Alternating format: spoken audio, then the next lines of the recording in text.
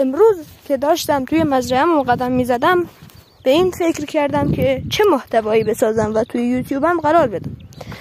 یهو به این فکر افتادم که بیام یه جایی رو سبزی بکارم و از تولید تا به مصرف سبزی کاشتن رو برای شما بذارم.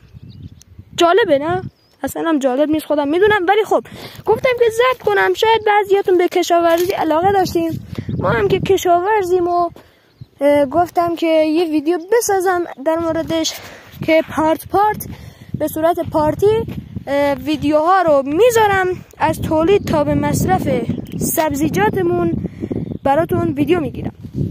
اگر از این ویدیو خوشتون اومد ممنون میشم که چنلمو ساب کنید، اگرم نکردین که فدا سرتون دیگه. و بدون معطلی بریم بچه. این زمینیه که قرار من توش سبزی بکارم و الان در مرحله اول باید شخمش بزنیم. خب اگرم باد میاد که دیگه ببخشید، مراحل شخم زدن رو شروع میکنیم.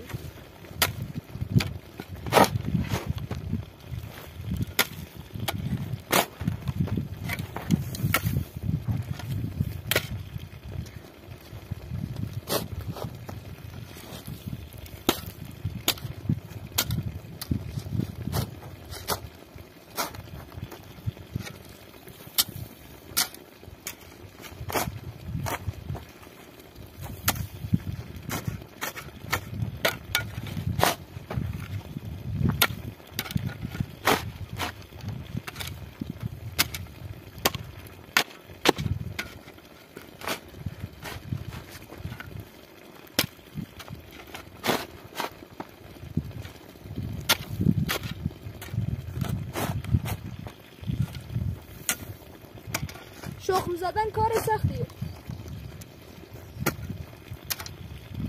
ویدیو رو لایک نکردی؟ ای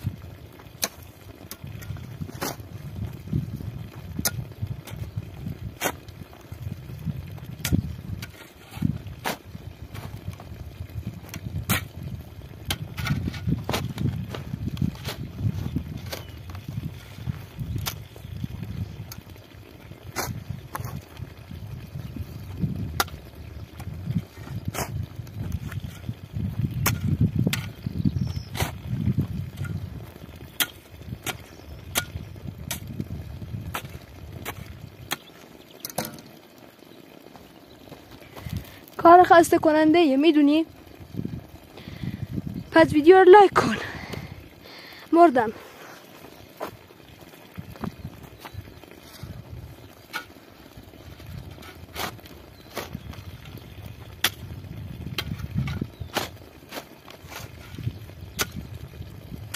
بقیه‌ش رو تو پشت صحنه اوکی میکنم. بچه ها زمین رو شخ زدم و دهنم رو سرویس کرد. ادامه رو پارت بعدی ضبط میکنم و اگر که استقبال کردید از این ویدیو خیلی متشکرم. ضبطه؟ بله ضبطه.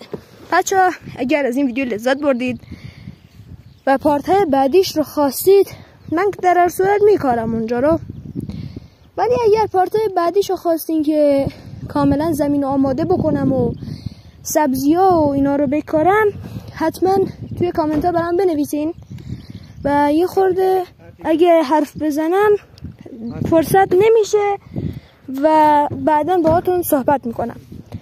فعلا خدا نگهدار.